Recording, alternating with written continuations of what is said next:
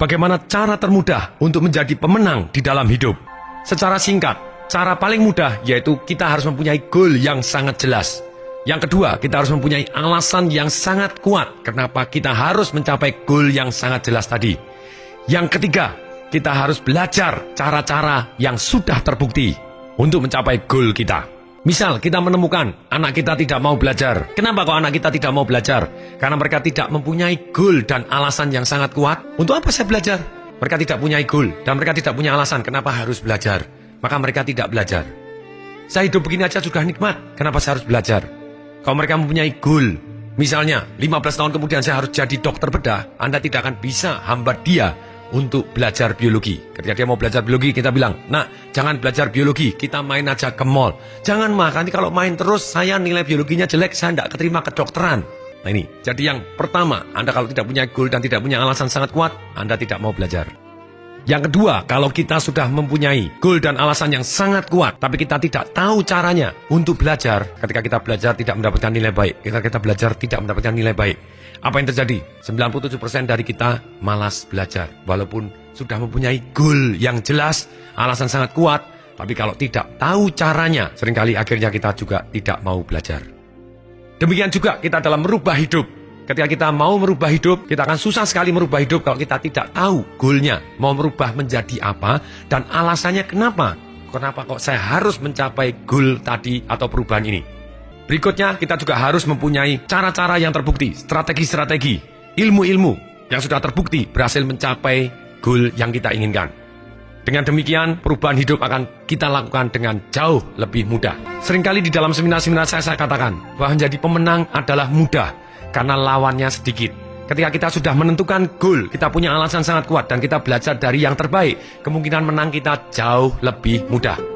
Ketika saya masih SMA, pada waktu saya reuni SMA, saya ketemu guru SMA saya, guru bahasa Indonesia. "Maaf Bu, masih ingat saya Tung Desembaringin, dulu saya bahasa Indonesia dikasih angka 5 di rapot." Kemudian saya juga ketemu guru PMP saya pernah PMP juga dapat angka 5 di rapot saya.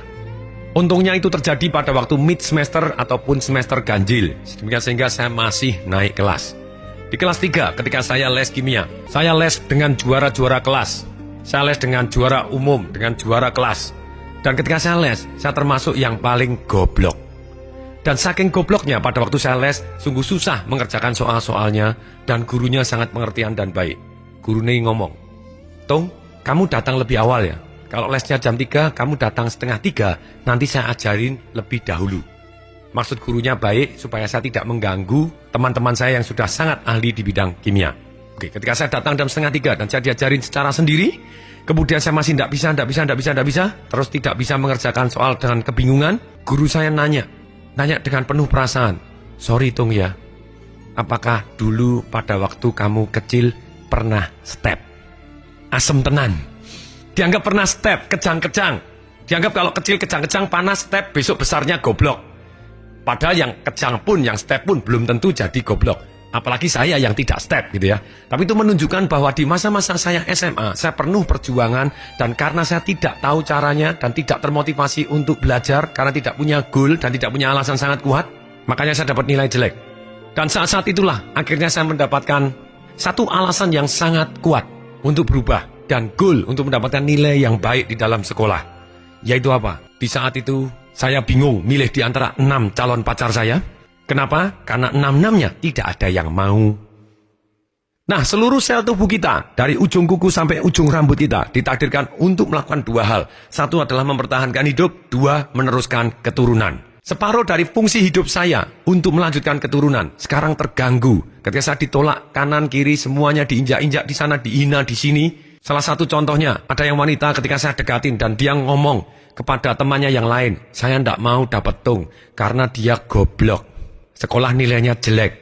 Ini sangat menusuk hati. Mendadak saya punya alasan sangat kuat untuk jadi pintar dan kemudian mencapai prestasi di dalam sekolah. Dengan alasan sangat kuat ini, saya memberanikan diri untuk bergaul dengan orang-orang yang jauh lebih pintar dibanding saya. Itulah untungnya ketika saya bergaul dengan orang-orang yang jauh lebih pintar dari saya belajar terus dengan juara dari SMA Negeri 1 pada waktu itu. Dan dia tidur di rumah saya tidur di rumahnya dia. Kita belajar sampai jam 4 pagi, sampai jam 5 pagi. soal-soal ujian masuk ITB tahun 65 sampai pada waktu saya masuk kuliah di tahun 1986. Proyek perintis, proyek simpen maru, semua soal kita kerjakan sampai lebih dari 4 kali. Akhirnya saya mulai tahu ketika saya belajar dari teman-teman yang terbaik, ternyata cara belajar mereka berbeda. Ketika saya tahu cara belajarnya mereka, saya jadi ikut sukses dalam pelajaran. Akhirnya apa yang terjadi? Nilai kimia saya pada waktu itu, nilai Eptanas murni, yang tadinya dianggap goblok, pernah step, mendadak nilai Eptanas murni saya bisa mengalahkan nilai Eptanas murni, juara umum SMA saat itu, khusus di bidang nilai kimia. Tapi kemudian nilai Eptanas saya juga melejit jauh lebih bagus dibanding rata-rata, karena satu, saya punya goal yang sangat jelas. Yang kedua, saya punya alasan sangat kuat. Yang ketiga, karena saya tahu ilmu belajar yang sudah terbukti untuk mendapatkan nilai yang baik.